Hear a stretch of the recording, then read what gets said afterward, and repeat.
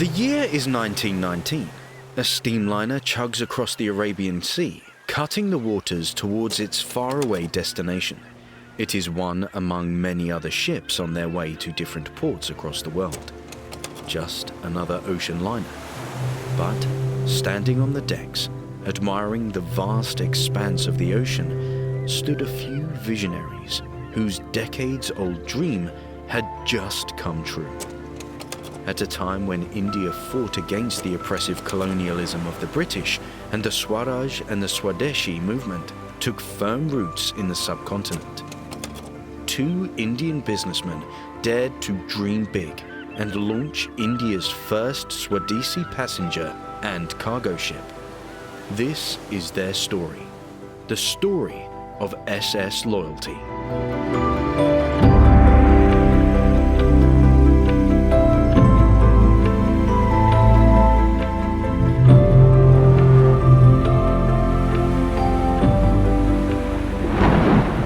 Humanity's greatest conquest is of the sea. For over 1,000 years, man has braved the rough waters of oceans exploring this earth, forging new trade routes and finding new lands. India has had a storied history of maritime trade, from the trade routes of Indus Valley civilization to Mesopotamia, the navies of the Mauryan and the Ashokan Empire, to the navies of the Marathas and the trade ships of Mughal Emperor Akbar, the Cholan dynasty and Kushan Empire. India was a pioneer in international shipping in ancient times. In the 1600s, the arrival of the British colonists and the aggressive expansion of the British Empire shifted the centers of power to the British East India Company.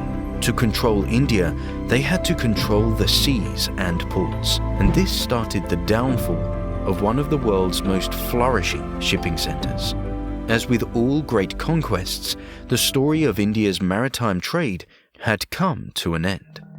For the next few centuries, India struggled under the rule of the British Empire. The regime had a monopoly on all trade, including the shipping routes and companies. India's freedom struggle, on the other hand, had just been born, and the flames of liberation were slowly spreading throughout the country. During this time, two Indian businessmen from Bombay, by the name of Walchand Harachand Doshi and Narottam Morarji, had a radical idea.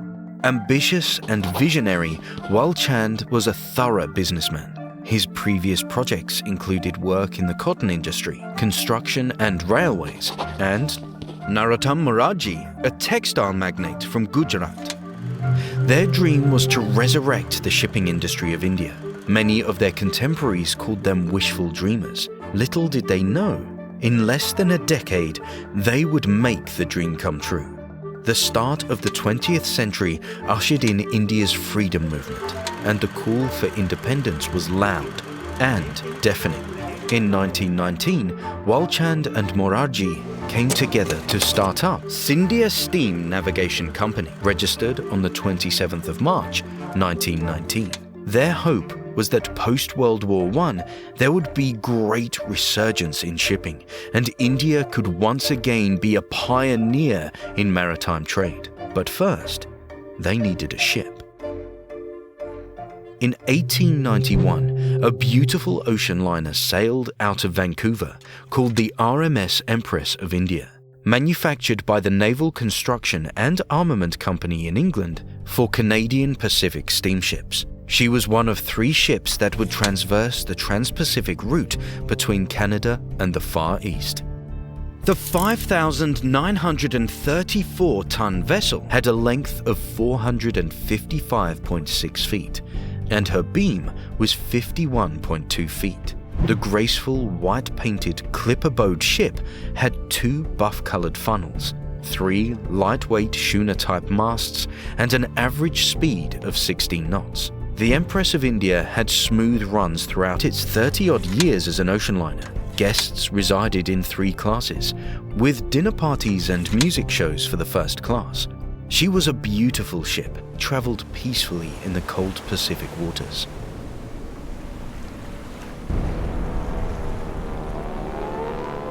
The time of peace ended soon, when World War I plunged the entire globe into chaos. As armies fought against each other all over Europe, shipping of ammunition and relief material had grown. So had the need for moving hospitals. In 1914, the Empress of India was sold to the Maharaja of Gwalior, who renamed it to SS Loyalty, and she was then converted into a hospital ship for injured Indian troops who fought in the First Great War. The war lasted for another 4 years, with millions dead and even more wounded. The war had taken a brutal toll on the world. In 1919, as the Swadeshi movement by M.K. Gandhi gripped the nation and India boycotted foreign goods, Narottam and Walchand took it up as an opportunity to build on their idea.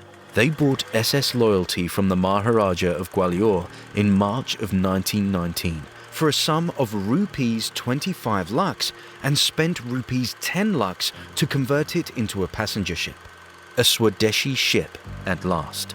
Facing stiff opposition, a disapproving British government, and in a true display of Indian resilience and determination, Morarji and Hirachand vowed to make the journey from Bombay to London on the 5th of April 1919. The SS Loyalty was set to sail with 250 passengers and 1,952 tons of cargo. People from across the nation gathered at the historic Bombay port to see India's first Swadeshi ship set sail from the Alexandria dock, now known as Indira Dock. Crowds cheered as the passengers got on the ship and cargo was loaded. A magnificent sight. Unforgettable, said Captain Kavasu Kurji about the ship. Passengers included the Maharaja of Kapurthala and the Maharaja of Kashmir. Great Indian freedom fighters like Mohandas Karamchand Gandhi sent in their wishes and even wrote about her in his Young India columns.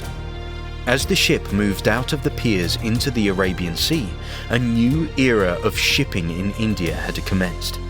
It reached Marseille on 23rd of April and finally London on the 14th of May.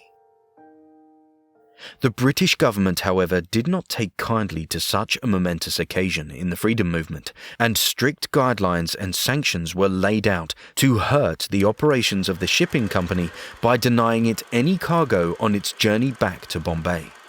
It was detained for over 6 months in London.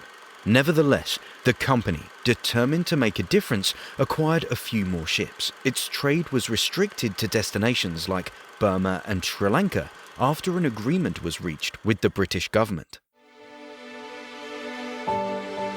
The SS Loyalty ran for a few more years before she was scrapped in 1923.